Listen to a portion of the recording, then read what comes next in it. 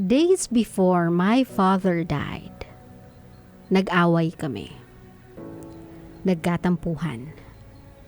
Hindi ko siya kinausap ng 1 linggo at masama talaga yung loob ko sa kanya. It all happened too fast. One day he's here, then wala na the next day. He had a heart attack, and there's nothing much we can do. Sa lamay hanggang sa libing, I cannot express what I feel. Sa totoo lang, I do not even understand what I feel. Mixed emotion siya eh. Sadness because of course he's my dad. But both at the same time galit. Pero hindi sa kanya, but to myself. Kasi if binaba ko na lang sana yung pride ko, humingi ako ng tawad, di sana hindi siya nawala nang hindi kami nagkakaayos. I didn't cry sa lamay. Hanggang sa ilibing, ni hindi tumulo yung luha ko.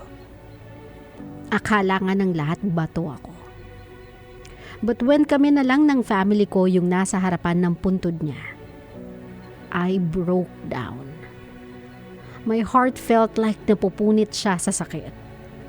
I wanted him back. I wanted to say sorry. I wanted to take back everything I said. Para akong bata na naglulupasay sa ibabaw ng puntod niya. Yung mga kapatid ko at nanay ko nagulat kasi noon lang ako umiyak eh.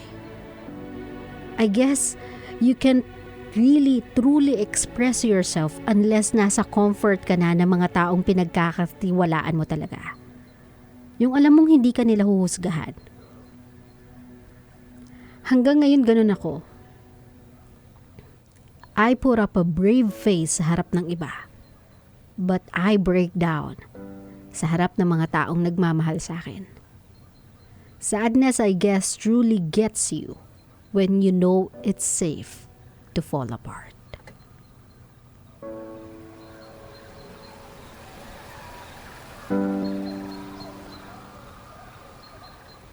I can attest to this, Daniela. I do relate to you sa matter na to. Kasi ganun talaga yata yung tao eh. When you know you cannot afford to fall apart, when you know you cannot afford to break down anytime you want or anytime you feel like doing so, tinatago mo o hinahadlangan mo yung sarili mo na i-express yung nararamdaman mo. Hanggat hindi mo alam sa sarili mo na safe na to do so. Na nasa presence ka na ng mga taong nakakakilala sa iyo.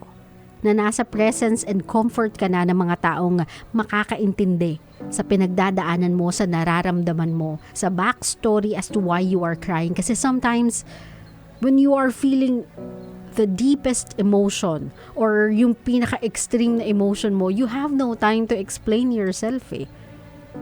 Wala kang oras para mag-backstory pa sa kanila na kaya ako ganito, kaya ganito yung nararamdaman ko, kaya ganito na lang yung hinagpis ko is because of this story. You have no time to do that. Kasi all you want to do is let it all out. Kasi it's too painful for you to hold it in. Wala ka ng, kumbaga, wala kang opportunity. Konti lang yung panahon mo para mag-fall apart, so you don't want to waste it trying to explain why are you falling apart. So you would rather do that in front of the people who understands you, who gets you, yung kilala ka. And sometimes for strong people, for people na inaasahan ng lahat, sandigan ng karamihan, this is their way of expressing their sadness. Only to those people they trust. Only to those people na nakakakilala sa kanila. If you haven't seen that person broke down, it's because you're not yet in the circle na dapat makakita nun. Kaya, Daniela, if that's what you need, if that's how you cope, if that's how you express yourself to let it all out, then do that. Never be ashamed of feeling like kailangan nasa safe place muna ako before ako mag-express ng emotions ko. You don't need to explain yourself to anybody. You don't need to explain yourself to people na hindi naman talaga nakakaintindi sa'yo because they just don't know you. They don't have the privilege yet of knowing who you are. And I'm sure, kung nasan man yung dad mo ngayon, alam niya how sorry you are for the things that you failed to do. Like asking for forgiveness, like saying sorry for what you've done. My love, you don't even have to say sorry to him. Kasi even before mo siya hingin sa kanya, napatawad ka na niya. And I don't know if you believe in this, but I do. Siguro yun na lang yung yakap ng consolation na ibinibigay nating mga naiiwan. Is kahit wala na sila dito, kapag meron tayong sinabi na patungo sa kanila, patungkol sa kanila, mensaheng gusto nating iparating sa kanila, idasal mo lang, ibulong mo lang, makakarating yun sa kanila. And maybe yung sagot nila sa'yo may not be the conventional way of you hearing every single word you want to hear, pero meron silang way of showing you, of telling you that it's okay. You're okay. Or everything's going to be okay.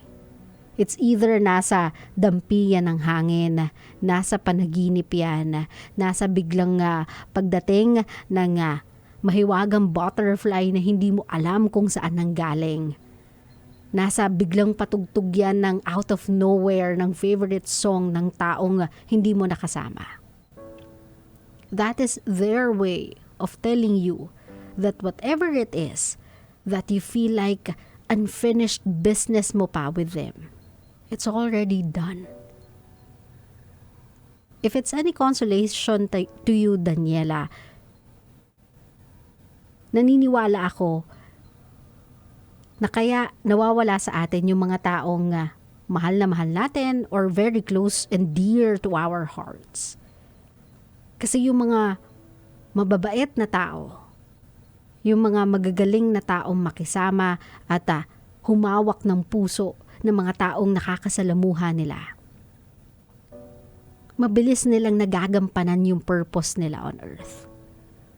They don't need a lot of time to touch so many lives kasi binuhay sila for that specific reason. At dahil yun yung dahilan kung bakit sila binuhay sa earth, mabilis lang nila yun ginawa kahit pa sa maikling panahon. Nagampanan na nila yung purpose nila. And now, it's your turn to continue with the lessons you've learned from them, with the teachings na ibinestow nila sa inyo, inishare nila sa inyo. Now, it's your time to continue the legacy they did. So, Daniela, I know time will heal that wound. Pero yung longing mo, yung affection mo na gusto mong ibigay sa dad mo, meron pang isang tao na pwede mong pagbigyan. And she needs you now more than ever.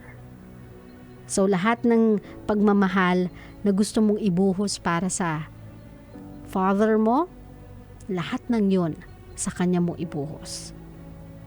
Kasi siya na yun nandyan. Siya na yung nasa harap mo. And with every lessons you've learned sa experience mo with your dad, try to prevent na mag-commit ng same mistake sa mother mo na kasama mo pa.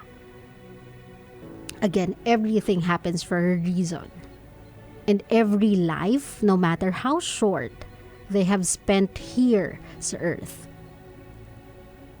it's with a purpose. So maybe, my love, nasan man siya ngayon, this is his way of telling you, I have served my purpose. Now it's time for you to fulfill yours. Claro? Claro.